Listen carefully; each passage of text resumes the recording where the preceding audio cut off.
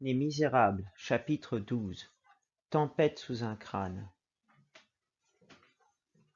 Un matin, Monsieur Madeleine était dans son cabinet, occupé à régler d'avance quelques affaires pressantes de la mairie, lorsqu'on vint lui dire que l'inspecteur de police Javert demandait à lui parler. En entendant prononcer ce nom, Monsieur Madeleine ne put se défendre d'une impression désagréable. « Faites entrer, dit-il. » Javert entra. Monsieur Madeleine était resté assis près de la cheminée, une plume à la main, l'œil sur un dossier qu'il feuilletait et qu'il annotait. Javert salua respectueusement monsieur le maire, qui lui tournait le dos, fit 2 ou 3 pas dans le cabinet, et s'arrêta sans rompre le silence. Enfin monsieur le maire posa sa plume et se tourna à demi. « Eh bien, qu'est-ce? Qu'y a-t-il, Javert ?» »« Il y a, monsieur le maire, qu'un acte coupable a été commis. » »« Quel acte ? » ?»« Un agent inférieur de l'autorité a manqué de respect à un magistrat de la façon la plus grave.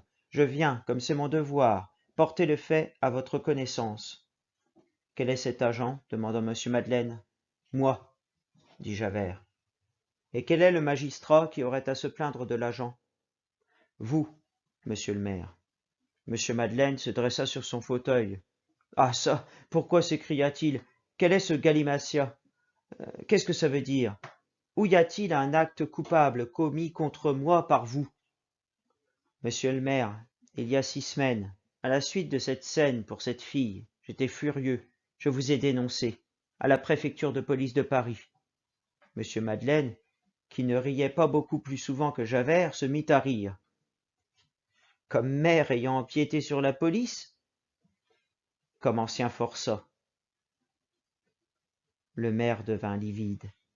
Javert, qui n'avait pas levé les yeux, continua. « Je le croyais, depuis longtemps j'avais des idées, une ressemblance, votre force d'airain, l'aventure du vieux Fauchelevent, votre adresse au tir, est-ce que je sais, moi, des bêtises, mais enfin je vous prenais pour un nommé Jean Valjean. » »« Un nommé, comment dites-vous ce nom-là ? » ?»« Jean Valjean, c'était un forçat que j'avais vu il y a 20 ans, quand j'étais adjudant garde-chiourme à Toulon. En sortant du bagne, ce Jean Valjean avait, à ce qu'il paraît, volé chez un évêque. Depuis 8 ans, il s'était dérobé, on ne sait comment, et on le cherchait. Moi, je m'étais figuré, enfin, j'ai fait cette chose. La colère m'a décidé, et je vous ai dénoncé à la préfecture. Monsieur Madeleine, qui avait ressaisi le dossier depuis quelques instants, reprit avec un accent de parfaite indifférence. « Et que vous a-t-on répondu ? » ?»« Que j'étais fou. » « Eh bien, on avait raison. C'est heureux que vous le reconnaissiez. Il faut bien, puisque le véritable Jean Valjean est trouvé. » La feuille que tenait monsieur Madeleine lui échappa des mains. Il leva la tête, regarda fixement Javert, et dit avec un accent inexprimable. « Ah ?» Javert poursuivit. « Voilà ce que c'est, monsieur le maire. Il paraît qu'il y avait dans le pays, du côté d'Ailly-le-Haut-Clocher, une espèce de bonhomme qu'on appelait le père Champmathieu. Dernièrement, cet automne, le père Champmathieu a été arrêté pour vol de pommes à cidre.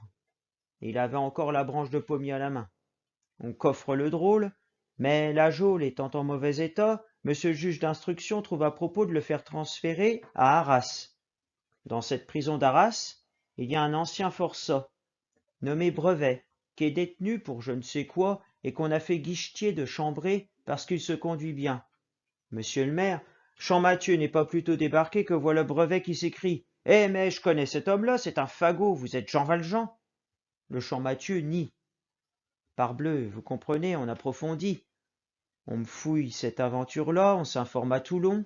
Avec Brevet, il n'y a plus que 2 forçats qui aient vu Jean Valjean. Ce sont les condamnés à vie Cochepaille et Chenildieu.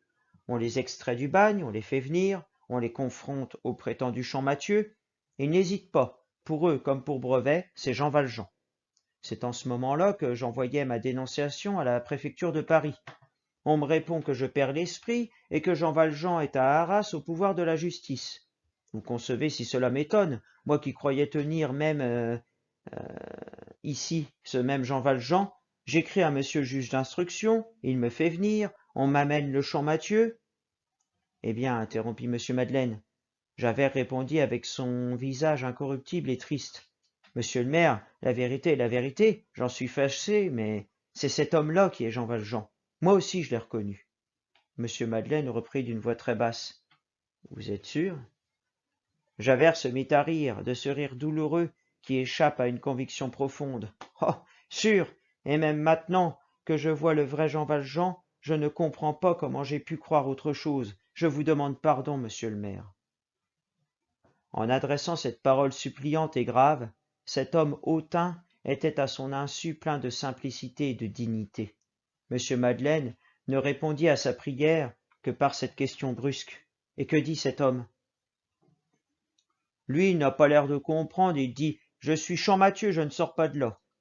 Oh, le drôle est habile, mais c'est égal, les preuves sont là. Il est reconnu par 4 personnes, le vieux coquin sera condamné. Et s'est porté aux assises, à Arras. Je vais y aller pour témoigner, je suis cité. M. Madeleine s'était mis à son bureau, avait ressaisi son dossier, il se tourna vers Javert. Assez, Javert, au fait, tous ces détails m'intéressent fort peu, nous perdons notre temps. N'allez-vous pas être absent? Ne m'avez-vous pas dit que vous alliez à Arras dans 8 ou 10 jours? Mais je croyais avoir dit à monsieur le maire que cela se jugeait demain, et que je partais par la diligence de cette nuit. L'arrêt sera prononcé au plus tard demain dans la nuit. Mais je n'attendrai pas l'arrêt, qui ne peut manquer. Sitôt ma déposition faite, je reviendrai ici. C'est bon, dit monsieur Madeleine, et il lui tendit la main. Javert recula, et dit d'un ton farouche. Pardon, monsieur le maire, mais cela ne doit pas être. Un maire ne donne pas la main à un mouchard. Du moment où j'ai mésusé de la police, je ne suis plus qu'un mouchard. Puis il salua profondément et se dirigea vers la porte. Là, il se retourna et, les yeux toujours baissés, « Monsieur le maire, dit-il, je continuerai le service jusqu'à ce que je sois remplacé. » Et il sortit. Dans l'après-midi qui suivit la visite de Javert, M. Madeleine alla voir la Fantine comme d'habitude. Celle-ci l'attendait comme un rayon de soleil. Avant de pénétrer près de Fantine, il fit demander la sœur Simplice. Les 2 religieuses qui faisaient le service de l'infirmerie s'appelaient sœur Perpétue et sœur Simplice. La pieuse fille avait pris en affection Fantine, y sentant probablement de la vertu latente, et s'était dévouée à la soigner presque exclusivement. M. Madeleine emmena à part la sœur Simplice et lui recommanda Fantine avec un accent singulier dont la sœur se souvint plus tard. En quittant la sœur, il s'approcha de Fantine. Elle avait ce jour-là beaucoup de fièvre. Dès qu'elle vit M. Madeleine, elle lui demanda « Et Cosette ?» Il répondit en souriant « Bientôt. » M. Madeleine fut avec la Fantine comme à l'ordinaire. Seulement, il resta 1 heure au lieu d'1 demi-heure, au grand contentement de Fantine. On remarqua qu'il y eut un moment où son visage devint très sombre, mais cela s'expliqua quand on sut que le médecin s'était penché à son oreille et lui avait dit « Elle baisse beaucoup ». Puis il rentra à la mairie, et le garçon de bureau le vit examiner avec attention une carte routière de France qui était suspendue à son cabinet.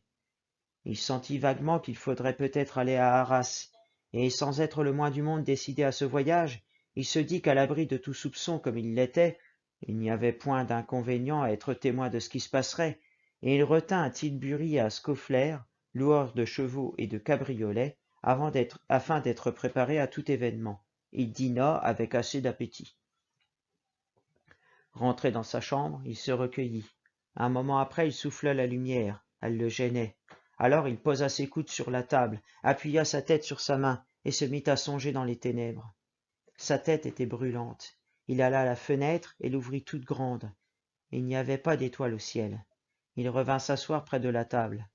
La première heure s'écoula ainsi. Peu à peu, cependant, des linéaments vagues commencèrent à se former et à se fixer dans sa méditation. Il prit ses livres, les vérifia et les mit en ordre. Il écrivit une lettre qu'il cacheta et sur l'enveloppe de laquelle on aurait pu lire « À Monsieur Laffitte, banquier, rue d'Artois, à Paris ». La lettre à Monsieur Laffitte terminée, il la mit dans sa poche. Il se leva, il se remit à marcher. Quoi qu'il fît, il retombait toujours sur ce poignant dilemme qui était au fond de sa rêverie. Faut-il se dénoncer? Faut-il se taire?